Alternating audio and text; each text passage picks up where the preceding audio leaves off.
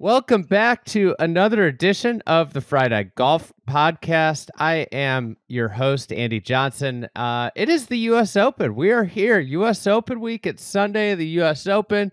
I am pumped. We are going to be playing this at Pinehurst No. 2 this year. It'll be the first of a run of 5 appearances for Pinehurst No. 2 in the next 25 years. So it should be a big telltale sign of how major championships, particularly the U.S. Open, is going to play out over the next, couple of years. And to do our traditional 5 things about this major podcast, we have Get a Grip host, Get a Grip podcast host, Shane Bacon, KFT Corn Ferry Tour, announcer Shane Bacon, a man that wears many hats, founder of Grounder Repair Logo Redesign business, a man of many talents. Shane Bacon, welcome on the podcast. Andy, that is quite an intro. My goodness. I mean, that's like one of the best, most professional ones you've ever done. No children's book author, there's too many. USAM qualifier, didn't break 80 at the USAM. You didn't get any of that stuff in there. Like, you can't get that in. I'm so pumped to be joined by you. Hey, are you a hot coffee guy? You're holding your coffee cup out right now. Are you only hot coffee guy, or do you get into iced ever? Look at this. It's US LACC Open. cup. Nice. I use this cup specifically for this podcast about the US Open. I decided to go with the US Open coffee mug. One of the great things about where I live, I think one of the greatest, most underrated, under-talked about things is that you have basically the perfect coffee climate, where in the mornings I go hot coffee because, mornings I wake up, it's usually about, sub 60 degrees. And then if I need an afternoon jolt, I always go iced coffee, and it'll be, 60 plus degrees, perfect weather for iced coffee. I like that. I lean. What are you a iced coffee? Like, I think, like, if I was in Chicago, the way my coffee works in Chicago is summer was like exclusively iced coffee. I used to make iced coffee. Now I can't put the iced coffee into the fridge, or else I am going to be drinking too much coffee. So I have to require myself to leave to go get an afternoon coffee. Otherwise, I will just drink afternoon coffee. Does that make sense? I'm not a big fan of drinking afternoon coffee. I only do it when I need to do stuff. What's your coffee behavior?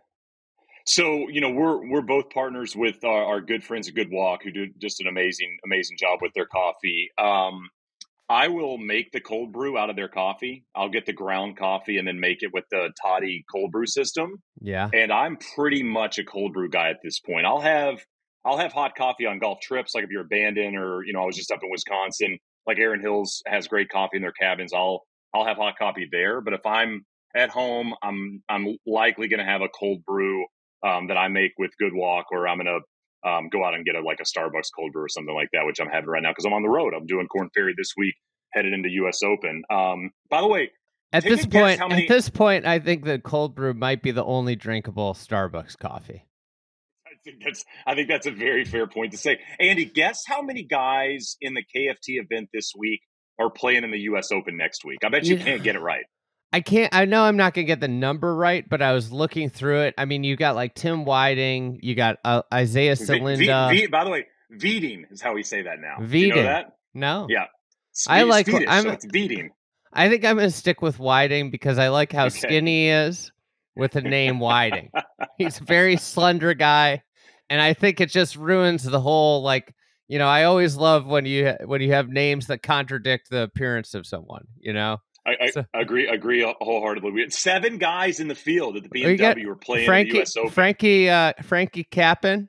Sappin, Andy. Well, Sappin. Again, I like the idea of Frankie Cappan II being a mob boss. So we're going to start this with me, being disrespectful to all these people's names. But, sometimes you got to look at the name and say, like, hey, I could really make a name for myself if I leaned into this. Look at you go. Yeah, 7 guys in the KFT event are playing playing U.S. Open next week. And then, of course, you got Ben Coles in the field because he was number one on the KFT points list. So KFT represented next week at the U.S. Open. Do you think I should change the way my name's pronounced to Andy Onsen? Say the J I is was going to say silent. maybe Hansen. Hansen. You could go with I'm Shane Bacon. Besson. It would be epic if I did do a different pronunciation of bacon, which has never existed in the history. I will get this, Andy. I will get people occasionally that ask how to spell my last name. And I'm like, there's only one way, dude. There's only one way. I got nothing else for you.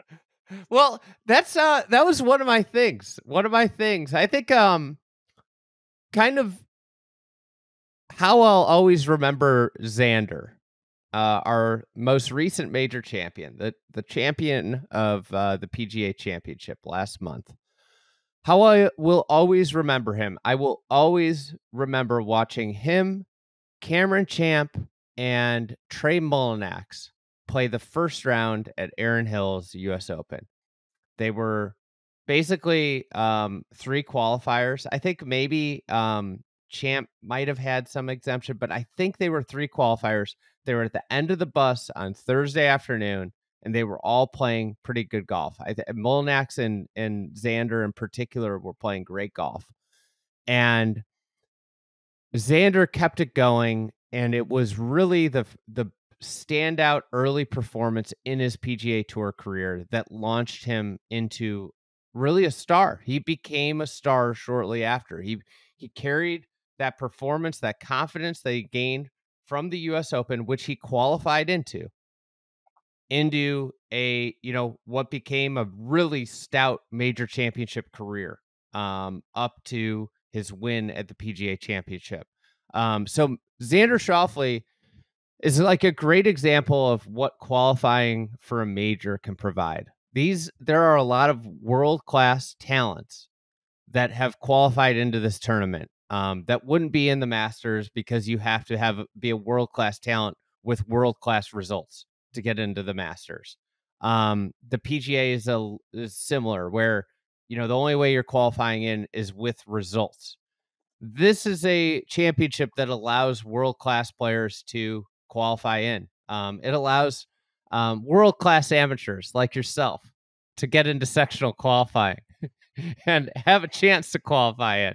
But I think like one of my big stories, and this is what I love about the US Open, is the idea of like, are we going to see a qualifier make a run and have a Xander like jump coming off of a run? It's one of the things that you love about sports. It's you have occasionally players that get a 10-day contract with a team and parlay, in the NBA, and parlay it into a long NBA career. This is kind of golf's version of that, where, whether it's Monday qualifying on the PGA Tour and turning it into a hot run that gets you a card eventually, the US Open could be one of those moments. And I pulled a couple names that just to watch, and like how I thought about this was like super talented players who haven't necessarily been on the big stage yet. And it could be they've been beat up a little bit by the process of getting to the PGA Tour. That could be they're on the PGA Tour, they just haven't had a real breakout performance. I have 4 names here. Isaiah Salinda, former Walker Cupper, plays on the Korn Ferry Tour. Just a weird time. He stayed amateur rather than turn pro to play in a Walker Cup. And this is a guy that was his peers, people that were thought of to be of the same level are basically all on the PGA Tour, all having very strong careers to this point. He kind of got beat up by the system. Didn't have a place to play. When he didn't get through Q school, then COVID hit and he was basically froze out of any form of golf. And he's super, super talented kid, hits it long. And someone, he's already won. He won on the Korn Ferry Tour this year. Someone I expect to be playing the PGA Tour for 15 years.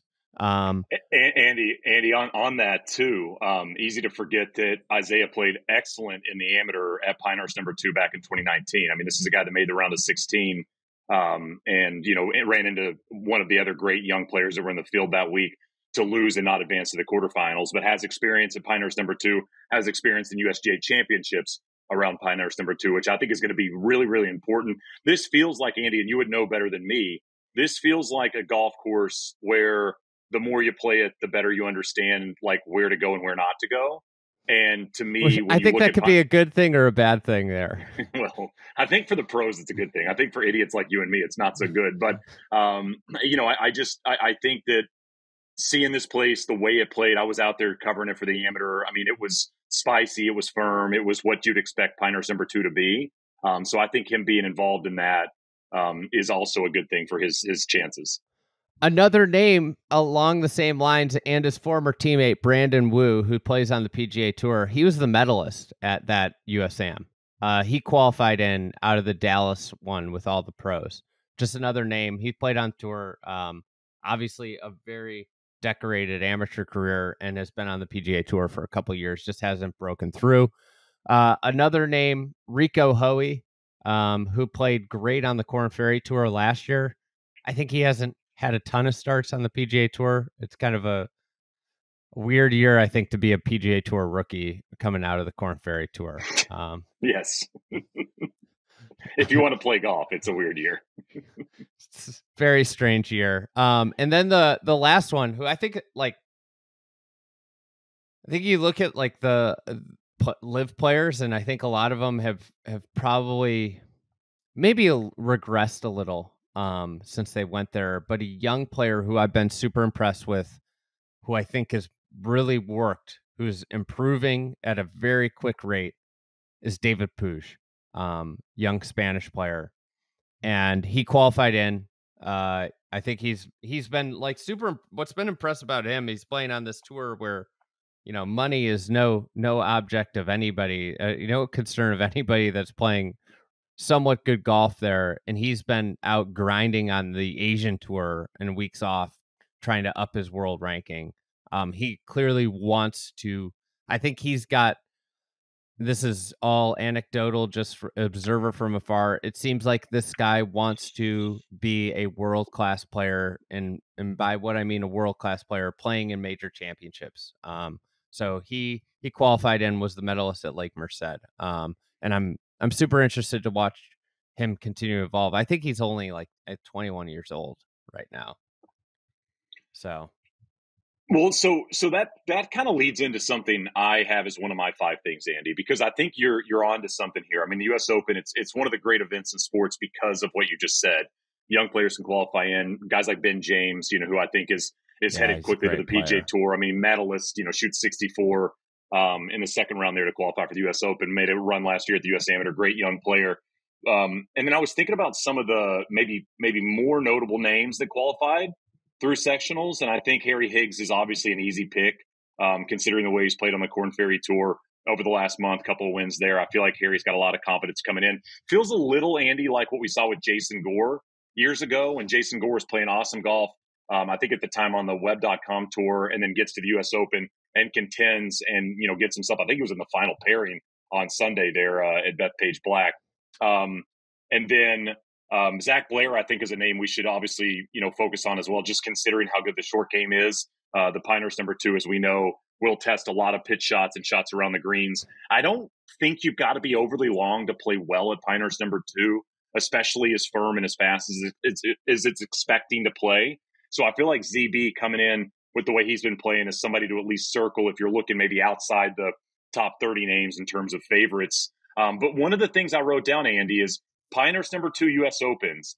Every time they've had a U.S. Open there, we've had a random guy in the mix. So I wrote down who's going to be the random guy in the mix this year. So 2014, it was Eric Compton, if you remember, in the mix. I mean, nobody was going to catch Keimer, but Eric Compton, I think, finished third that week. 05 was our champion, was the random guy in the mix, Michael Campbell. And then 99, it was Tim Herron was in the mix kind of with Payne, Phil, and Tiger going into that Sunday. So who's going to be the random player for this U.S. Open? I looked at Ben On. He's played great golf, not excellent golf, and I'm not sold on the short game there. So I think my random guy, I was kind of going through the names and the odds and some of these players on who I think has a chance that's maybe well off the list of players you'd expect to contend. And I think I've landed on Alex Noren. Very consistent this season. Finished T12th at the PGA. And I was looking at his numbers, Andy, and they're pretty remarkable. I mean, tee to green on the PGA Tour this year, he's 11th. Off the tee, 42nd. Approach, 26th. Around the green, 9th. He's 4th in strokes gained total. I mean, that's obviously, when you combine everything and look at great numbers, very impressive. I mean, you're up there with guys like Scottie and Xander and Rory when you're landing 4th. So I feel like as I'm looking at who's going to be the next quote unquote random player to make a run at a U.S. Open at Pinehurst, considering it's happened every time we've gone to Pinehurst number 2, I think my guy is Alex Noren. Yeah, he's played unbelievable golf. I think I meant to do this at the top, but here's a little bit of the championship history of Pinehurst number 2. For those that aren't, you touched on it a little bit. So you have 2014, most recently, Martin Keimer wins at -9. Fowler and Compton are at -1, and then you have Keegan, Jason Day, DJ Brooks, and Henrik Stenson at +1. So big lift separation.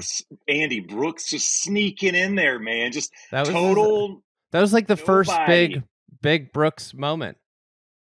So crazy. It's like these little moments, like a little bit what you touched on with Xander at Erin Hills. Is these little moments when you're a quote unquote nobody in golf, and you just have this moment at this stage, and you go, okay, I can contend here. And then 3 years later, you win a U.S. Open. Very interesting. 2005, Michael Campbell wins at even. Tiger is at +2. Tim Clark, Sergio, and Mark Hensby. If you didn't go Tim Herron, you could have gone Mark Hensby there. Could have gone Hensby. I guess Tim Herron was 99. Yeah. And he was a little bit more in the hunt through 3 rounds. But yes. Hensby at +5. And then 99, Payne Stewart wins, obviously, a historic major at -1. Mickelson's at even, and VJ and Tiger are at +1. I think the next scores were +5.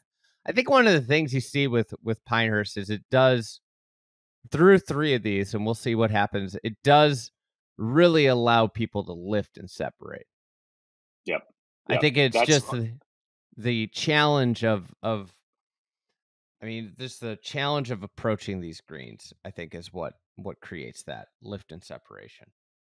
So Andy, that leads into my next thing, my 4th thing, if you will. All right. Will somebody finish under par? I mean, I wrote down similar things to what you just said.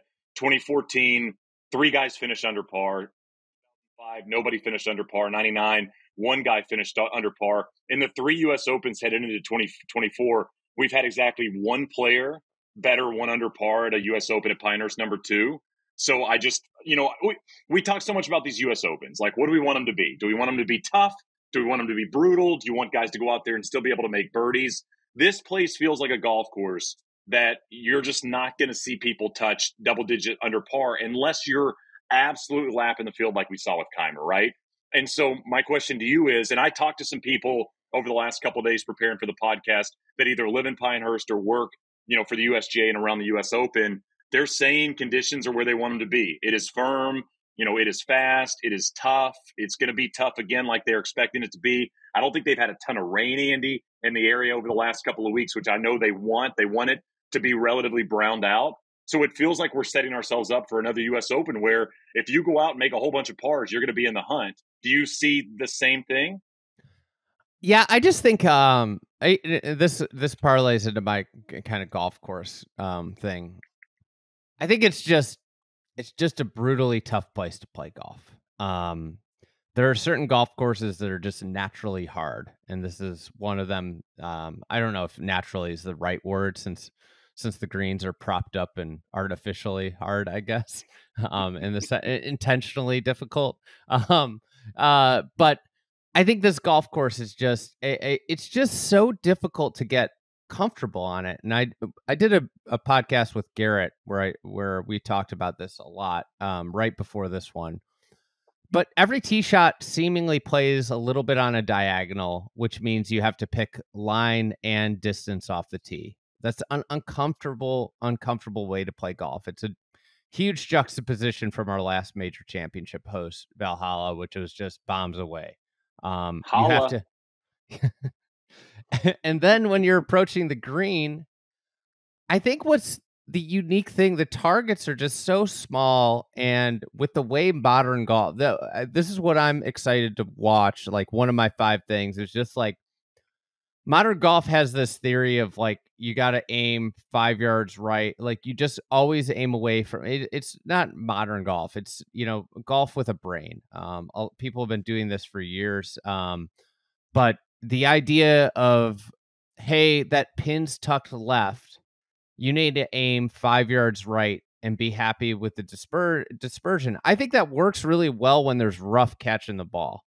At Pinehurst, the ball rolls away because of the edges, and the edges of the greens are all crowned, or predominantly all crowned. And then you have short grass that kind of sends the ball further away.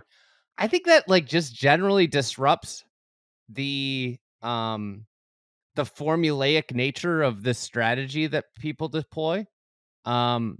It's based off of a large sampling of PGA Tour courses where the ball stops. There's rough around the greens and the ball stops. They aren't, crown greens where the ball rolls away. So the idea of aiming away here, I think, is a little bit less advantageous because the ball rolls away here. And I think what's going to happen, players have to take on a little bit more risk. And I'm not saying like they need to go fire at every flag, but the targets are so small here that you have to do things that you don't want to do with a somewhat regular occurrence. That's the way I feel when you play here, is when you play tentatively, it really, really chews you up.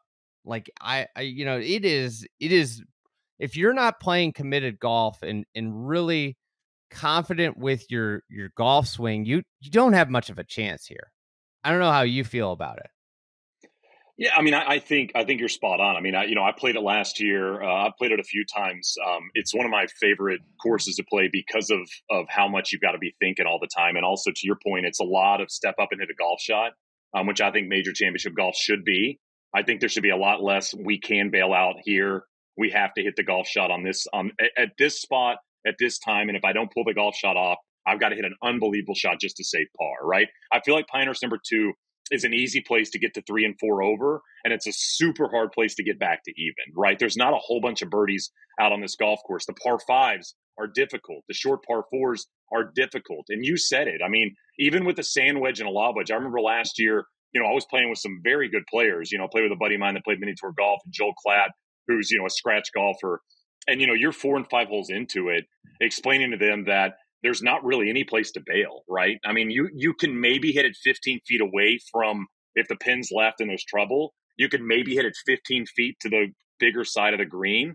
That's kind of it. And if you do bail out, the pitch shot, the chip shot, whatever you're picking from that point forward is going to have to be extremely creative. Like going back to Joel last year, Joel plays at a course in Southern California where it does have runoff areas. He hits a lot of like bump and run 5-irons there when he's playing golf. He hit that shot to perfection around Pinehurst #2. So there is an open championship element around the greens. But when I'm looking at people, and I've got some names on my list, we'll get to of my 5 things. But when I'm looking at these level of players, yes, you've got to be a great iron player, but the creativity with your hands has got to be there. And there are going to be a lot of golf shots you don't see even at Troon, in my opinion. You'll see players try to play at the U.S. Open. Yeah, I think you hit on something also when you brought up ZB, is that I don't think you necessarily have to. I think power is always a huge advantage, right? Like it's not like I'm going to turn down being a long hitter at any golf course. I'm good. Yeah, you know what? I prefer to hit at 280. I don't need those 20 yards. It's fine. Yeah. You keep those things. 20, those 40 yards. No. But one of the things that Pinehurst does is it chokes at 300 yards, like almost every hole. So that's the other thing, is that how much risk are players going to take on? Are we going to see a lot of drivers out here? I think the game's changed a ton since 2014, 10 years ago. I mean, it's changed a lot. So are we going to see a ton of drivers? Like the number of players that hit it over 300 yards, it's a multiple of 2014. So my question, one of my questions with the golf course is that too, is how much of a driver test is it still? and with it, especially going forward, the way they kind of, I want to be clear here, they did the renovation, and this was one of Mike Davis' input was we want this to choke in with bunkers and native at 300 yards. So, while it doesn't present like your U.S. Open venue where the USGA narrowed fairways, like because you see the rough come in. Here they did it very they concealed it very well with native. It does choke. Yep. It gets very narrow at 300 yards on almost every hole. So it'll be interesting to see how that has like just like an overall holistic effect on how many drivers are we seeing. I think it's important for a golf course to allow players to hit driver because you want to examine the driver test. It's not what it used to be in terms of driver forgiveness has gotten so good that like hitting a driver isn't, I don't think, the greatest skill challenge like it used to be in the 1980s maybe, but it's still, I think, an important recipe of a championship golf course. And if it gets to a point of like these guys are hitting 4 or 5 drivers around, I think you need to start to look at like what are we doing with some of these narrowing areas, and are we limiting the interest in the golf course by doing that? So that actually leads right in, Andy, to I have, we did 5 things. I did a couple golf course things and a couple scoring things, and I've got a couple. We've been knocking them out here quick. I think we're both down to 3. This is I got 3 left, and this is one of my big things. And I think I said this before the year started. This was my pick to win this U.S. Open. It feels like it's Cam Smith time this week. No better venue for him in terms of a major championship, in my opinion. I feel like there are places that make sense when you look at Cam Smith as a pro golfer, when you look at Cam Smith as a top 10 golfer in the world. The Old Course, obviously, being one of them. You don't have to drive the golf ball super well. Augusta National, another. 5 top 10s in his last 7 starts at the Masters. And I think Pinehurst is absolutely perfect for Cam. You mentioned the driving of the golf ball. He is not a great driver of the golf ball. He won't have to hit as many drivers as he typically does, I think, at most major venues. And I think, I don't know Cam Smith. I've talked to him a couple times in my life. But I feel like Cam Smith is one of those players that gets more interested when the golf course gets him interested, right? When they ask the questions that Cam wants to answer. This feels like a place like that, where you've got to pitch the golf ball exceptionally well. He's one of the best in the world at that. There are crazy bunker shots you're going to have to hit. He's unbelievable like that. And, Andy, you know this, if you pick Pinehurst number 2 up and set it anywhere in the world, I think it would make the most sense for it to be in the sand belt of Australia. So for me, I'm looking at Cam Smith as not just my pick, but a serious favorite to top 5, top 10, whatever you want to do. Because, again, I feel like this golf course doesn't set up well for a lot of players. I think it sets up very, very well for Cam Smith. And he's sneaky played pretty good in the majors over the last couple of years. I mean, after the Open Championship win, I think we all kind of saw him go to live and go, is this guy going to show up and play golf anymore? He's played pretty good in the majors, especially at some of the courses I mentioned. So I feel like Cam Smith is a heavy name to think about this week. Yeah, I think he's played okay. I don't think we've seen him really in the mix in anything, like where it's like, that's okay, he's going to win. Yep. But I think he's played decent the last couple months on Live. It's hard to judge. I think like Jon Rahm's like a great example of like, it's really hard to judge what's going on Live. Like for world-class players, I think it's pretty easy to accrue top 10s there, but it's very difficult to understand what the state of their game is. I think like, obviously, I think every golf course in the world is a good setup for him. Scottie Scheffler is one that, this golf course might be the we'll get, Andy, we'll get to that in a minute. I got that on my list as well. Okay. And my last thing is Scottie specific, so we'll get to Mr. Scheffler in a bit. But real quick, just want to touch on Cam real quick. Wins the 2022 Open. Hasn't missed a cut in a major since the win. Finished 4th at the U.S. Open last year, T9th at the PGA last year, and T6th at Augusta this year. So he hasn't necessarily been in contention at these major championships, but he's played good enough golf to, find himself in the top 10 come Sunday evening.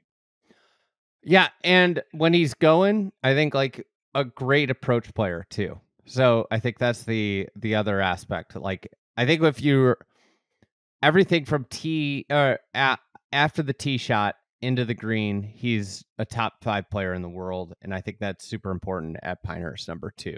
Yep. I'll go with another live player, or I've got 2 live players on 2 of my next things. I'll go with Jon Rahm here. He signed the live deal, obviously, in the winter. I think he anticipated it being a short window of him playing live golf. I think he thought that. Andy, like on a much lower level, I was listening to you guys, the Shotgun Start, talking about the framework agreement or whatever they call it being a year ago. I remember there were talks, and we might have done this offline as much as we did it online. But when Rahm signed the live deal, remember when you guys were talking, you're like, I think he's expecting to be in Hawaii and playing in this thing. Like, that's how quickly I think Jon Rahm thought that stuff was going to be ironed out. And, listen, like this is the worst start to a major championship season of his entire career, dating back to when he was an amateur. He went T45 at the Masters, miscut at the PGA, and it's a small sample size. I just don't think it's possible for anybody to take a big bag of money like that and not get a little soft. I would agree wholeheartedly. I mean, I think it's extremely hard to be pressing, and I think one of the hardest things, we've talked a lot about this with Liv. I think this is no knock to Liv the product, but I think it's hard to find form in the way they go about their business. It's sporadic in its scheduling. It's kind of all over the place worldwide. You're not playing as much golf as you typically do. There's only 10 or 12 guys that you think you really should be contending and competing with. That's not the feel you're going to get PGA Tour weeks week to week. Andy, look at the 2 guys that have beat Scottie Scheffler this season on the PGA Tour. These are not top 20 guys in the world. These are relatively random PGA Tour players that found their game that week and were able to beat, not just contend with, beat the best golfer in the world. That's the difference, in my opinion, in PGA Tour golf, even signature event golf, and live right now, is there is still the 60th, 70th guy in the field that can beat the number 1 guy in the world on any given week at a PGA Tour event. Yeah, it's like the bottom 15 on live aren't going to beat Jon Rahm.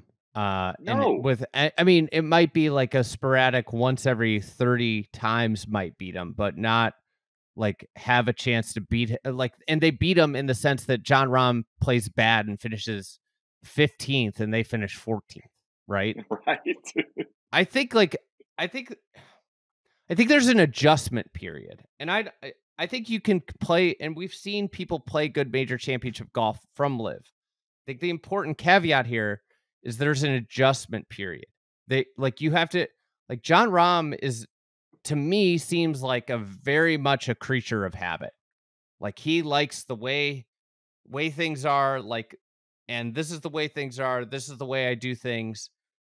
Him going to live has completely disrupted the way he prepares for a major championship. He talked about it a little bit, like, I'm playing less golf, and I think he's at this place where he probably, like, if he went to live on his own, it didn't take whatever hundreds of millions of dollars to go there.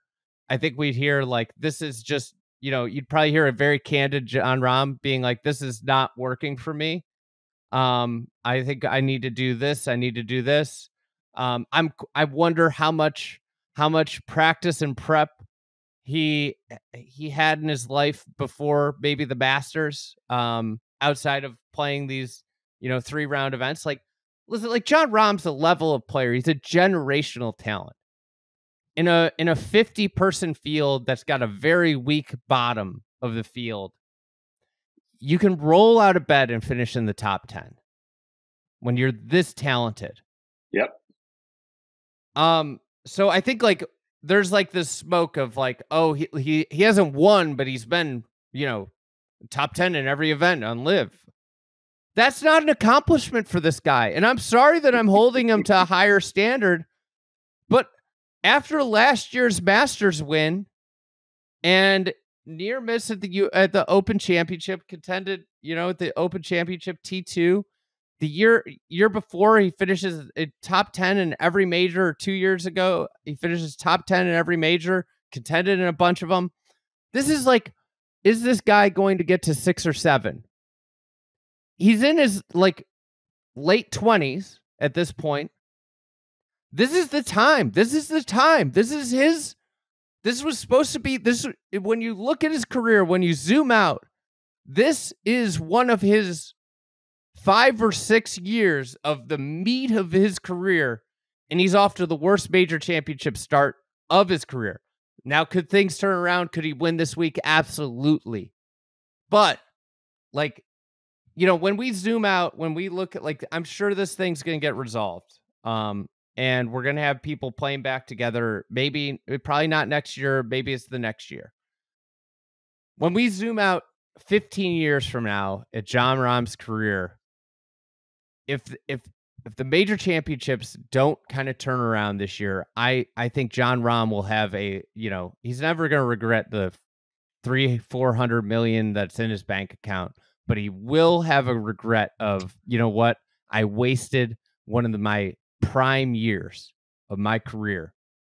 So I think that's, like, to me, like, in terms of like player interest storyline, Jon Rahm is number one for me. Like, it is put up or shut up time for him. And like, if he has another lackluster performance, I just, like, don't know how you don't look at, like, okay, you're just not the, hundreds of millions of dollars. You're not the same guy right now. I mean, Andy, you and I are both big sports fans. I mean, golf has never dealt with this before, but almost every other sport does. Is guys get traded or demand trades in the prime of their career, and sometimes it works out and sometimes it doesn't. And there are plenty of players that we can circle and go, man, if Griffey hadn't gone to the Reds, like, what would have happened in Seattle? If the Thunder stayed stuck together, Yeah, if they don't short James Harden $4 million and they keep that core three together, are they the dynasty that Golden State turned into? Like, there are swinging door moments in every team sport across the board for decades and decades, and golf never had to deal with this because golf didn't have anywhere players could get traded to. But I think your point is extremely valid on Jon Rahm. Obviously, this is a guy that is extremely competitive across the board, and it feels like right now maybe he's not getting that competitiveness he hoped to get at LIV. And again, like you said, things could flip right now, but I think of all the people, like Bryson to me has benefited from LIV Golf. A little less exposure week to week. You kind of get to pick and choose your spots. You get to lean into social media and do a great job with YouTube. That's a great place. It's not live. It's edited. All of those things I think play into Bryson's hands, right? LIV seems to work well for Bryson DeChambeau. It might not be working well for Jon Rahm. Both things can be true. So it's going to be very, very interesting. This week, if Jon Rahm has a bad U.S. Open at Pinehurst No. 2 at a place where short game is the premium thing that you've got to lean on, and Jon Rahm has one of the best short games in the world, then you're going to really start to wonder, who's this guy going to be? Because like you said, you go a full season, he turns 30 in November, Andy. Like right now, 30 is getting older. Professional golf on the men's side, right? This thing's getting younger by the year. He's going to turn 30, and then all of a sudden he's going to be 32. And if he's sitting on one major championship at 32, this is going to be a moment he's going to look back on and go, was this a decision that may or may not have disrupted my career? Now, easier to do that when you got 300 mil in the bank. But, when you're looking at a guy that's thinking about trophies and, wants to be one of the best of his generation, he's got to kind of start to step it up now. I mean, I think like Jon Rahm's had a great career to date and everything, but this is where that age debate, like age isn't talked about enough with young players in the sport. Jon Rahm was a really old rookie on the PGA Tour. Like, he was like late 23, 24 when he would like really burst on the scene. You think about what player like Rory McIlroy did before 24.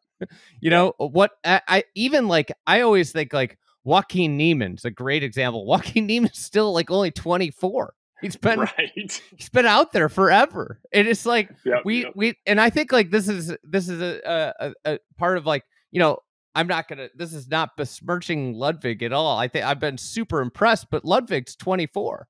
He's an old young player, right?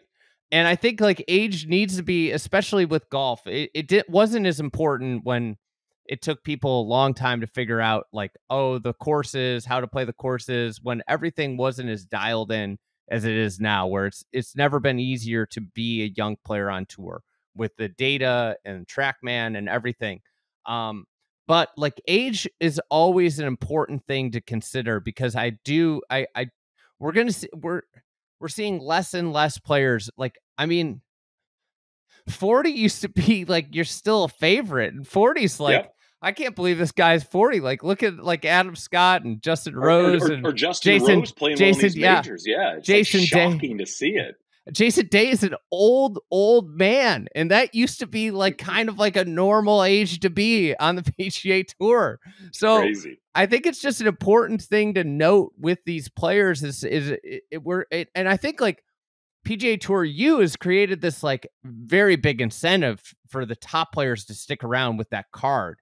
But at the same time, you know, like these guys are getting out there at 23 when I think a lot of them could be out there when they're 19. They're that level of talent, right? Like you're seeing it now with these 16-year-olds that are coming on and like bursting on the scene and like making cuts at 16. Like we remember like special players like Tiger playing the Riviera. He didn't make the cut. Like these kids now, like they're more equipped, they're better than ever. And like you said with Rahm, like, I mean, listen, like he's gonna be 30. Like he's not a spring chicken. He feels young because he hasn't been around that long because of how old of a rookie he was. Right. Yeah. By the way, I think I said he had one major. Obviously he's got two. Yeah, I mean, you know, Andy, it's funny. I was listening to this Kobe Bryant interview last night with Big Cat and A-Rod. I think it was like years ago for Pardon My Take or something. I mean, I think it was maybe 2017 or 2018. It's the biggest water jug I've ever seen in my life. Well, I ran into a former major champion tennis. That looks like my hole-in-one jar from back in the day. I ran into a former major champion, a tennis player, and he was toting around this monster jug. I've always wanted a monster jug of water. Yeah, and I said something, and he's like, "This is the way you hydrate." Just so people listening that aren't watching, Andy's got like a 60-ounce mason jar that he's drinking water out of with no ice. It's been super effective for me. Well, like I feel more hydrated than I've ever been. So no Stanley sponsorship for the fried egg, but if the mason jars want to sponsor, one of my buddies works for a Ball Corporation. All right, so listen, I was listening to this Kobe interview, and they were talking about Kobe's decision to turn pro out of high school. And he was talking about how he felt like he had the skill set to play professional basketball. But what he said was there were so many players in the NBA that were getting later in their careers that he said, I want to watch them, I want to play against them, and I want to learn from them on the court. And I think your point about staying around in college or maybe not turning pro till you're 23 or 24, if you turn pro at 18 and you've got the skill set to be able to stick around and keep your card, you're going to be watching your quote-unquote professional peers. You're going to watch Scottie, you're going to watch Rory, you're going to watch Joaquin, you're going to watch that crew of players. And you're going to be able to pick up things that they do, the way they practice, the way they go about their business. Maybe your game isn't great for 2 years, but the stuff you're going to learn in those 2 years is going to be massively important for when you start to feel comfortable in those moments. So, yeah, I think it's a really interesting thing about PGA Tour U does a great job of incentivizing players to stay till they're seniors, because you can get a PGA Tour card or you can get a ton of starts on the Korn Ferry Tour, which is huge for these players. But if you're a generational level player, maybe Michael Thorbjornsen, when he's not injured, is generational. Ludwig, maybe generational, right? Jon Rahm, potentially generational type of player. Maybe there is a level of thinking about turning pro a little bit earlier so you can get those reps alongside the peers you're going to be competing against in the next 4 or 5 years. I think the problem, I think if the PGA Tour system was a little bit more accessible, and I think the idea of like you finish a college, if you're a college athlete, think about this, if you're a college golfer and I'm a sophomore, finish my sophomore year and I'm thinking about turning pro, and it's 60% of the Korn Ferry schedule is done. I'm not getting a card that way. The PGA Tour, the only way I'm getting up there is if I finish top 5 in Q School in this one tournament against a lot of great players, or through Korn Ferry, which is which is basically like it's a crapshoot for me to get into that top 30. That and with that few starts, like the whole system. And like, I mean, this is like a dynamic with the sport that I believe is holding some young players back. Is that like it is unlike any other sport where the college golf schedule ends in the middle of the professional golf schedule. Like no other sport works this way, right? Like college football and the NFL end roughly at the same time and the off seasons align.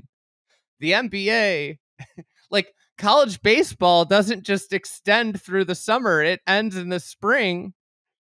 And it like, I guess college baseball might be the only comp, right? Where your season ends and it's the middle of the MLB season. So there's the comp, but you're being drafted into a farm system for a team and you join, like, I think this is like, it's really a broken, and we saw before PGA Tour U adapted their rules. I can't believe we're talking about this in the U.S. Open. We'll move past it when you're done. But before PGA Tour adapted their rules, the U adapted their rules, we were seeing an influx of players like Davis Riley, Will Zalatoris turn pro in the middle of the winter. Basically, at the end of the fall season, they were leaving their, and it was smart move because it's like I align my schedule with that year. And I think like, listen, like I think it's a great change of like, but I think that PGA Tour U should be like, hey, if Jackson Koiven was the best player in college golf this year, he should get he should get his PGA Tour card. Right? Like I think that's the way it should work. That it's kind of silly to me that you have to be a senior to cash in. I mean, I think the point of that is incentivizing guys to stick around. But yeah, I mean, I think that seems like an old school way to think about it. Right. Yeah. If you're ready to go. You're ready to go. Cash in on your career. We see it all over the place. Like, what if Jordan Spieth had stayed till he was a senior? Would he have one major? Andy, I was talking to Austin Greaser on the phone the other day, obviously turned pro this week at the Korn Ferry event. I thought he said something really interesting to me. I was talking about preparing for the Korn Ferry and professional golf. And he said the interesting thing is college golf courses and college setups are tougher than the Korn Ferry Tour. So he said, I roll into the Korn Ferry Tour and it's not very intimidating because I've played so many of these high-level amateur events. You know, he nearly wins the U.S. Amateur at Oakmont. He plays in the Masters. Like, he's checked all these boxes at tough places. So you show up to the KFT and you're not that intimidated. But again, it's such a short season you have that you've got to play excellent golf in a 4-month run with the most pressure in your life to get your card, or you're kind of figuring out what you're going to do the next year. It's not great, but yeah, we're talking U.S. Open, so let's move on. All right. I got something for you, Andy. Go for it. Point you made. It's a point you made on the pod. I think it was on Shotgun Start. Maybe Brendan made it, but I thought it was a great point. And I was thinking a lot about it the last couple of weeks. I cannot believe you're drinking out of that jar. Jesus. I mean, you could put like daffodils in that thing. You could put a lot of flowers in your mason jar. You got to try it out. Try it out. Giant jug of water. I'll get the. I don't even know if Amazon will ship that big of a jug. So they will. They're cheap too. You guys were talking about Rory and major championships a few weeks ago on the Shotgun Start, and I thought you or Brendan made a great point. You said it feels like Rory used to play the easy venues the best. You think about his wins, soft Congressional, Valhalla, Kiowa, like very soft and scoreable. You know, he blows the field away at a lot of those places. And now it feels like he plays the harder golf courses better. And I thought it was astute. I thought it was absolutely accurate when you kind of look at the way Rory has played and where he's contended in major championship golf. I also think about Rory at Pinehurst No. 2. And I think we love to gloss and glow about Rory's driving. I think maybe the most underrated thing in golf right now is Rory McIlroy's ability to pitch the golf ball. Yeah, you think about how many pitches he has around the greens. I mean, he can hit it low with spin. He hits it high. He holds out a lot. He's a very, very underrated bunker player as well. I think this sneaky plays well into Rory's game. It's tough. It's going to be tough. Even par is going to be a great score. And you've got to be creative around greens. And I feel like we don't give Rory the flowers we should in terms of pitching and chipping.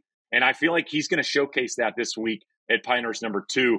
And listen, I'm not going to pick Rory. I mean, I think I've kind of done that for the last decade, and I'm a little tired of picking him. But I will say, I think that's Rory, when he's going to get you. That's fine. I hope he does, man. I hope he comes up and just buzzes me in the back with the victory. But I feel like this is a place that if he can drive the golf ball at a Rory average level or above, I think he's got an incredible advantage at a place like this, considering the mix of power off the tee and touch and finesse around the greens. I think something else that I think, like, obviously the approach play is kind of the delta for Rory, right? Okay. When his approach plays, I honestly think this golf course might expose some people that we think are great approach play players that are kind of just like, I hit it here and the golf course never punishes me. Can you give me an example of that? I don't really. Like somebody you're thinking about? I just think there's probably like a lot of players. Like, I think Rory probably gets a little over aggressive for a week in, week out player with his approach targets. But I think here that aggression might pay off because it's so punishing everywhere around the greens. Does that make sense? Yeah. Like if there's a tuck flag and you miss it short sided, it's going to be tough even if you miss it on the fat side of things anyway. So it's exactly like everything feels short sided, right? Yeah, that's a great point. I like that. Where I think like his approach play is like kind of like when it's on, it's like, all right, get your popcorn. But here, I think there are going to be a lot of players that like just like they miss a lot. I mean, I'll never forget Jeff Ogilvy's quote years ago on this podcast of like, if you put me in the middle of the fairway with a wedge in my hand on every hole, I'd be happy if I hit 12 greens. You know, like I think about that all the time. Like this guy that won the U.S. Open saying this. Yeah, at Winged Foot, he's saying that. That's crazy. Yeah, and so when I think about that, I think like there is like an idea of like, I don't know. It's not about like how bad you know how. It's more about like how many spectacular approach shots do you hit in a given week. And less about the average, right? Because like average shots are going to get penalized here. And I think that maybe the penalty for being over aggressive here isn't quite as high as Augusta National because there isn't the water, right? Like I'm just thinking about like trying to think about the golf course in the.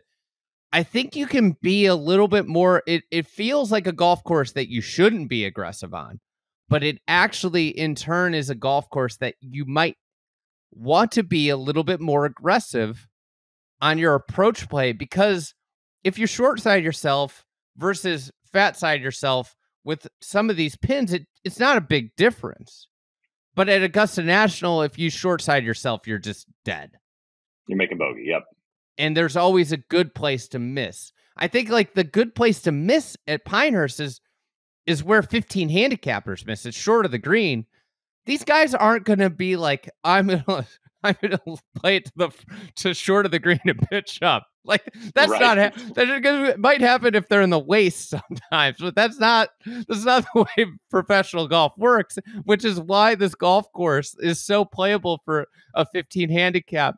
And so diabolically difficult for the world's best players in the world's best players. So I agree with that Rory sentiment. I think he's going to be off everybody's radar this week. Like he's not on my 5 things to watch, and I think that's because you just like naturally are like, I don't think that's a Rory course, but so much of this stuff is counterintuitive.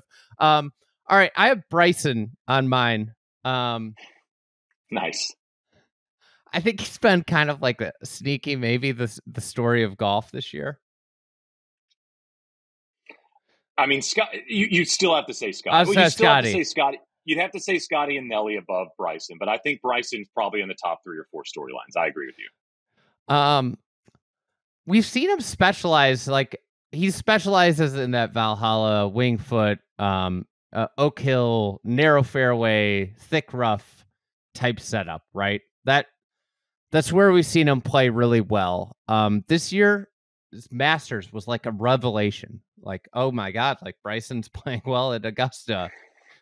Like, and I want to say like he played really well in round 1, and it was like it kind of was like leaking oil after round one. But like he had a really good finish at Augusta, and I think that Pinehurst number 2 on paper does not set up well for Bryson. This doesn't seem like a place that's going to be super friendly, but like my question is like, are we seeing Bryson like become this like really great all around player? Have we seen him like he's evolved? And like my question is this like the third evolution of Bryson DeChambeau, where he came in as like this really good all around player, transformed into the Hulk, became this burly boy, this big boy, this lumbering masher of the golf ball that just hit it, far and became this specialist of this one setup.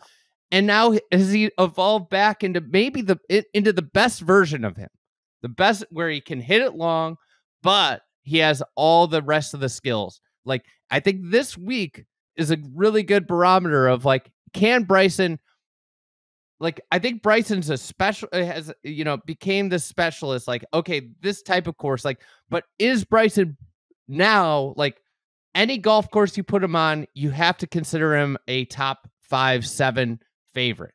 And this week is a big barometer of that. I wholeheartedly, I've said this before, I wholeheartedly believe that what he's doing on YouTube is making him a better, more well-rounded player, playing these like weird formats. He played Hickory golf. Like, I think this stuff makes him better. I think like he's playing the one club challenge with Sergio. I think without a doubt, this stuff is taking him out of that super analytical, this is the way I play golf, and showing him other ways in developing his shot making skills. Still got the 6-iron length lob wedge. I just don't love it at this golf course. I'm sorry. That's my big concern. Maybe he putts everywhere. I mean, maybe. I feel like this is like the worst golf course for Bryson. I mean, if he made the cut, I'd be shocked. So this is why I'm super interested in it. Like, what if he contends here? This is kind of like the and obviously I'm not comparing to Bryson the Tiger, but I think this may be to what your point is here is like, is this Tiger's Hoylake, right? Where it's like, I'm just going to take driver out of my hands and I'm still going to beat you guys, right? It's like, I'll just take this thing that once was a big weapon of mine out of my hands and I'll just hit iron off every tee and I'm still good enough to play and contend against you. I think for Bryson here, it's power, probably not the biggest factor you're going to see at other major venues, right? Obviously not nearly as big a factor as you saw at Valhalla. Augusta still leans into power if you can hit it a long way and hit it relatively straight. I think Troon, if you beat it at any open course, it probably helps, even though I think Troon might be on the lower end of those types of golf courses. I just feel like what Bryson does well, I don't know if this place really kind of, like highlights those things, and what he does poorly at times, I think is important around Pinehurst number 2. So yeah, I think it's a great point. If he plays well here, it could be Bryson's, big moment of I can contend any place. It doesn't matter. All right, what's your last one? It's Scottie Scheffler. I knew you were going to take it. I knew. I just left him off mine because I knew we were going to talk about him. Yeah, for sure. He's my pick to win, though. I'm picking Scottie. I haven't picked him in one and done. I somehow talked myself out of the Masters. I'm not doing it this time. All right, so I was thinking about Scottie Scheffler and Pinehurst number 2 because I think you said you touched on it earlier, Andy, and I'll get your points on it in a second. It feels like legitimately the perfect setup for Scottie Scheffler. If you asked, the USGA to set up a U.S. Open golf course, I was thinking back to 2015, right? The Jordan Spieth run. So he comes off the Masters, which is a golf course that I think Jordan Spieth in modern pro golf understands and plays as well as anybody that plays Augusta. Now Scottie's probably replaced Jordan in that department, but for 6-7 years it was Jordan Spieth and Augusta. What U.S. Open venue does he have after that? Chambers Bay, which is probably the best U.S. Open golf course that Jordan Spieth will ever face. Don't have to drive the golf ball, extremely straight, lean heavily on your iron play, and make a lot of 8 to 12 footers. And he was doing that as good as anybody in the world in 2015, right, when he goes on to win. Then what does Scottie get at the next stop, or what does Spieth get at the next stop in the Open Rota? Yeah. Well, Andrews, right? Yeah. I mean, super wide, kind of plays into Jordan's hands. He's a shot out of the playoff, nearly wins 3 in a row. I feel like this lineup for Scottie feels kind of like Valhalla might have been the worst setup possible. Totally agree. Like doesn't hard really to reward separate. great driving. Yeah. Yep. And so when you're looking at a U.S. Open venue, I think back to 2015, and Jordan set up extremely well for Jordan, and he had a great run at the major championships then. And I feel like right now, Scottie comes off the win at the Masters, has the weird ass situation at the PGA, and doesn't play well in that third round. And that really was it for Scottie. I mean, was in contention outside of the third round. And now you're getting to a place that if you're like, all right, man, do you need to drive it, relatively straight and long helps? Sure, Scottie does that great. You need to be a great iron player that hits your spots with almost every iron you have in your hand. Yep, Scottie does that. Oh, and by the way, are you a very good pitcher of the golf ball? Oh, yeah, I'm one of the best in the world. All right, here's Pinehurst number 2 for you. I feel like if there's ever a place to put a bet in or talk to your friends about a guy doing what Keimer did in 14, it feels like Scottie could win this thing by 6, 7, 8 shots, considering the golf course and his skill set. Yeah, I listen, like if there's going to be one player that I think will separate lift and make this a weekend snooze fest, it's Scottie Scheffler. Just for all, I think like the biggest thing is that I just think he's going to be playing from better positions than everybody else. I think the driver, I mean, we talk about the iron play. We talk about the short game, I think, a lot. The driver's so good. Like, he's not the longest guy out there. And I love how people, like, point. It's like, well, the number one player in the world is, like, 60th in driving distance. It's like, well, he's still got plenty of gas in the tank. He's hitting it. He's seen it past 30 past Morikawa in the final round of the Masters, right? Like, I mean, this guy's got another gear, yeah. And the thing about his driver is he's so accurate. It's the same thing. It's an extension of the iron play. The iron play is extraordinary, but the driver is just an extension of that. Like, he's a great long iron player because he hits it so precise with his long irons. The driver is such a weapon. It's not going to jump off the page on paper when you look at his number of his driving distance number, but the precision of it is just like, it is always in the window, right? He just doesn't miss his windows. And I think like at a golf course like Pinehurst, like he's just going to give himself more, if he's driving the ball decently, he's going to give himself more opportunities to hit irons, which irons are the thing that he does better than anybody else. And then, he's in the top 3 pitchers if he misses the green. Like, I just think this is a prime Scottie Scheffler week. If he's got his B game, I have a hard time. If Scottie Scheffler has his C game, where do you think he finishes? I mean, I think he contends with a C game. I think he contends at the U.S. Open with a C game. That's the way I feel. I feel like like it's like a T4 if he's got a C game. Oh, I mean, what was it? Was it 05 when Tiger was chasing Campbell, and it felt like Tiger had a C game and nearly won there, right? I mean, it kind of feels very similar to Scottie this week. It's like if he has his best stuff, he's going to Martin Keimer the field. If he has his C game, he'll have a chance to win.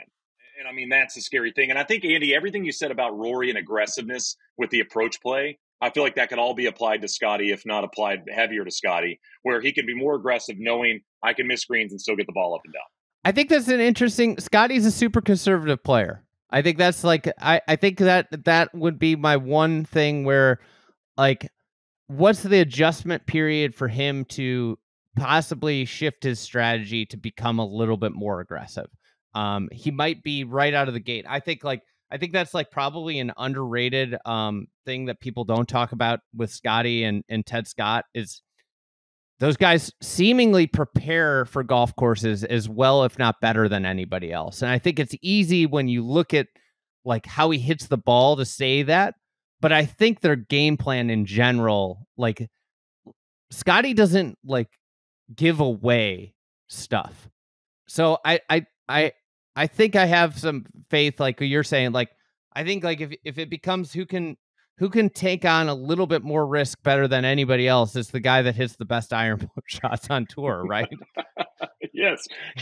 I mean, and again, like Andy, I think, and you can correct me here, but the one part of Scottie's game that isn't the best in the world is the putting. And it feels like at Pinehurst number 2, when you get on these greens in birdieable positions, the putts aren't extremely difficult. I mean, they can still be tough, but it feels like once you find yourself on these difficult greens to hit, that's not the hardest part of the golf course. I think the thing about Scottie is like it's similar to Zalatoris, where it's like I'm like terrified if he's 10 feet away. If I was playing against him, I'm like I would be terrified anytime he's like 7 or I think he's like very good outside of 8 feet. Like he to me it seems like he makes a lot of 20-footers. Like, just this is anecdotal me watching golf, but it seems like he makes a lot of mid-range putts. I think the issue is a little bit on the short putting side of things, but I'm not really worried. I think like the guy, his floor is so insanely high. All right, my last thing. I think Xander took our best player without a major off the board. I think he was like by far the best player without a major. When I'm zooming out. So I think like we're back to like who's the best player without a major? You got Ricky, 8 wins of players. He's finished second in every major except for the PGA, which he's finished third. And played great at Pinehurst when he was here last time. 9 top 5s and 13 top 10s. He's not playing great golf right now, but he played well at last year's U.S. Open. You got Victor, 8 wins, a FedEx Cup title, only 3 top 5s in majors. Obviously, the 3 top 5s have come in very short order recently. Again, when you talk about young players, like he turned pro before his senior year. So he's a little bit younger than you would think. Like he wasn't a 23-year-old rookie. So Victor's still young. Even though he's been out there for a while now. Patrick Cantlay, 8 wins, only 1 major top 5, 29 stars. Crazy. What was that? Was that 2019 Masters? Yeah, he's not playing good golf either. And Max Homa, 6 wins, 1 major top 5. Obviously, that was this year's Masters. 19 starts, not that many starts. Tony Finau, 6 wins, 4 top 5s in majors, 10 top 10s in 32 events. Like, I kind of like, I think it's like Finau or Victor. It's Victor for me. It's for sure Victor. I just feel like the play of late in the majors. And I mean, I think, you're forgetting that you're talking about his top 5s and the way he's played in the majors. I mean, you forget final group at the Open 2 years ago, playing alongside Rory, like a lot of different experiences in the majors over the last couple of years. And obviously, I mean, going back to Mr. Mayo seems to have been an incredible elixir for Victor. So I don't think this place is great it seems like it might be an odd pairing. It might be an uncomfortable pairing, but it works. That's sometimes how life works. Listen, sometimes those teammates on basketball teams aren't the most normal of people together, but they work together. I mean, look at Steph and Draymond, for goodness sakes. I don't think you'd necessarily pair those guys up personality-wise, but they've won a lot of championships together. I don't think this is a great golf course for Victor Hovland, personally. Because again, if you're going to expose a part of the game, you hate that it exposed the part of your game you struggle with the most. That being said, who the heck knows with Victor? It seems like he came out of nowhere at that PGA Championship. So I would say Victor's my easy answer for best player currently without a major championship. Yeah, I would agree. I think like Finau's a sneaky second. I thought about putting like Tommy Fleetwood in there, but there's just not enough of a winning resume outside of that. No, you can't have. But I think we're at like the stage where it's like I think Victor. Nobody deserves a major, right? Like you don't look at anybody and it's like we're back to the stage where you feel like everybody who really deserves a major has a major. Maybe outside of Victor. I would say probably outside of Victor, and you could maybe make that argument for Ricky from back in the day, just because as good as Ricky played back in the day at the majors. You know what I'm saying? Mm-hmm. So it's just like we're back. We've normalized again, where it's there. But all right, Shane, who your pick is Scottie? Your pick? I'm gonna go Cam Smith. He's my pick since you're taking Scottie. Yep. All right, I got Scottie. What do you think the winning score is going to be?